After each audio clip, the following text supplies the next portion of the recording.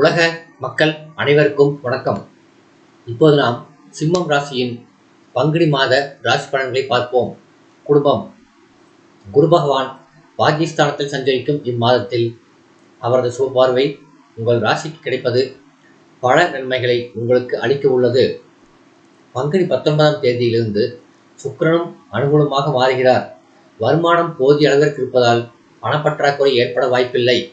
குடும்பத்தில் ஒற்றுமை நிலவும். சுப நிகழ்ச்சிகள் நடக்கும். செலவுகள் அதிகமாக இருந்தாலும் சமாளிப்பதில் எவ்வித பிரச்சனையும் இருக்காது.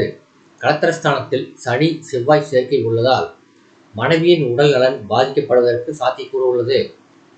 அஷ்டமஸ்தானத்தில் சூரியன் ராகு சேர்ந்திருப்பதால் உஷ்ண சம்பந்தமான உடல் உபாதைகள் ஏற்படக்கூடும். சரும உபாதைகளும் கவலையளிக்கும். வாக்குஸ்தானத்தில் கேது இருப்பதால் பேச்சில் நிதானம் அவசியம்.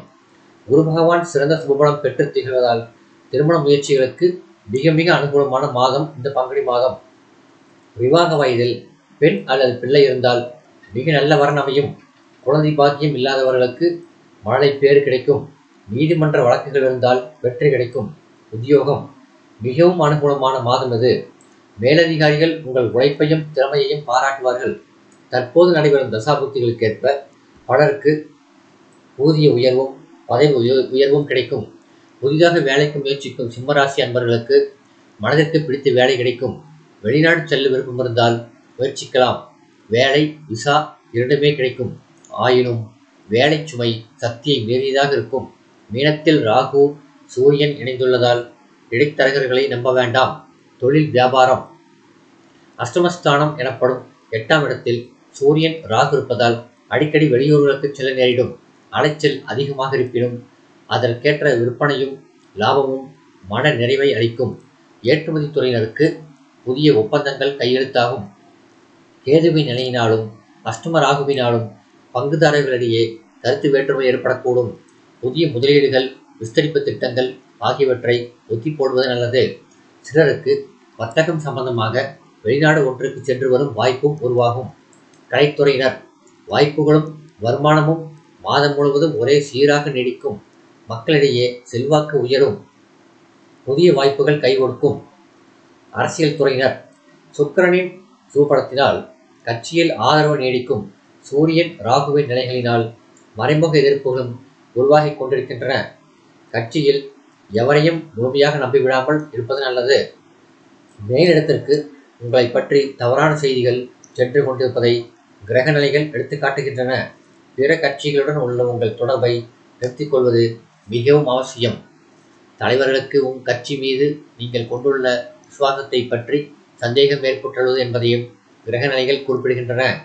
மாணவ மாணவியர். கல்வித்துறை கிரகங்கள் அனுகூலமாக நிலை கொண்டிருப்பதால் பாடங்களில் மனம் ஈடுபடும். கிரகிப்பு திறனும் நினைவாற்றலும் குறையாது. ராசிக்கு அஷ்டமஸ்தானத்திற்கு சூரியன் ராகு ஆகிய இரு கிரகங்களின் நிலை காரணமாக தோஷம் ஏற்பட்டுள்ளதால் வீண் அலைச்சல், இரவில் நீண்ட நேரம் கண்விழித்து படிப்பது, தகாத மாணவர்களின் நட்பு ஆகியவற்றை தவிர்ப்பது அவசியம். ஆரோக்கியத்திலும் சற்று கவனமாக இருங்கள். விளையாட்டுகள் போட்டிகள் ஆகியவற்றின் போது விழிப்புடன் இருக்க வேண்டும். ஏனெனில் சிறு விபத்துகள் ஏற்படக்கூடும் என கிரகநிலைகள் எச்சரிக்கை செய்கின்றன. விவசாயத்துறையினர். விளைச்சலும் வருமானமும் திருப்திகரமாக நீடிக்கின்றன. இருப்பினும் வயல் பணிகள் சற்று கடினமாகவே இருக்கும். கால்நடைகளின் பராமரிப்பில் பணம் அதிகமாக விரயமாகும். சூரியன் ராசிக்கு அஷ்டமஸ்தானத்தில் இருப்பதால் பழைய கடன்கள் கவலையளிக்கும். பெண்மணிகள். குரு சுக்கிரனின் நிலைகளினால் இம்மாதம் முழுவதும் உங்களுக்கு நன்மைகளே அதிகமாக ஏற்படும். மாதத்தின் 3வது 4வது வாரங்களில் உடல் ஆரோக்கியத்தில் சிறு பின்னடைவு ஏற்படக்கூடும். சாதாரண சிகிச்சையினால் உங்களது நோய்கள் குணம் கிடைக்கும். அஷ்டம ராசியில் ராகு சூரியன் இணைந்திருப்பதால் சிறு சிறு விபத்துகள் ஏற்படக்கூடும். எச்சரிக்கையாக இருப்பது நல்லது. குறிப்பாக இரவு நேரங்களில் தனியே செல்வதையும் வாகனம் ஓட்டுவதையும் தவிர்ப்பது அவசியம். பரிகாரம். லட்சுமி நரசிம்மர் வழிபாடு நன்மை அளிக்கும். சந்திராஷ்மதனங்கள். பங்குனி 25 முதல் 27 காலை வரை. நன்றி.